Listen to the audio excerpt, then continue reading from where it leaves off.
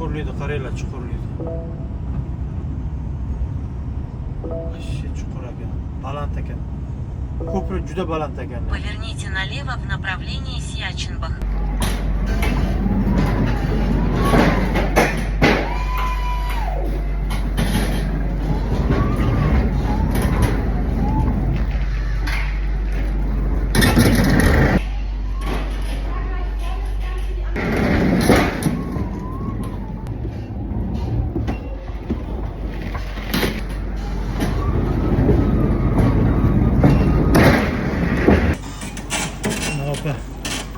Kelgan yuklarni ro'yxatdan o'tkazyapti kompyuterda.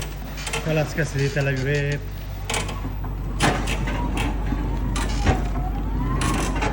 Ko'rasizmi?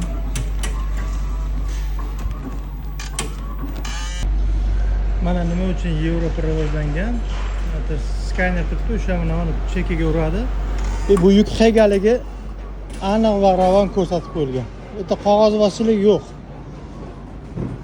Uchetga oldi, skaner qildi, bo'ldi. Prixod qildi, расход, prixod shu kompyuter orqali bo'ladi. Bizda qog'ozbozchilik, yozmasiz. Endi bu ham ekonomikaga ta'siri bor-ku endi. Qancha qog'oz ketadi, tonnalar. Qancha boshqa ketadi. Shunaqa elektron tarzda qilsa, men o'ylayman, rivojlanishi yana bir qandaydir tezlashadimi deb o'ylayman-da. Mana shu bizning hayotimiz. Qo'zi qorin oldim. Qaynatyapman. Mana endi gaz plitamiz bular. Gazim ozayib qopti. Mana bitta gaz balon ikkita osh qilishga yetadi. Bemalol. Ikkita, uchta va tak. Hozircha gazimiz bor, yonyapti. Mana bunaqa gaz balonchani o'rnatasiz. Bo'ldi. Shu bilan osh tayyor.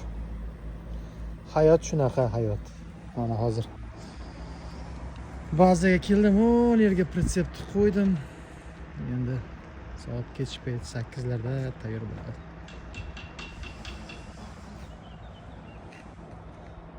Shunaqa hayot. Tabiatga nech tabiatga.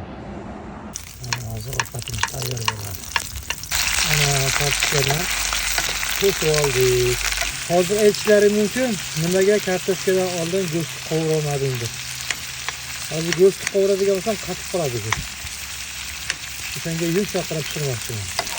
Tuzni oxirida sepamiz.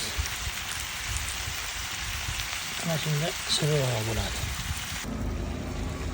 Endi buni tagini pasaytirib 5 minutga.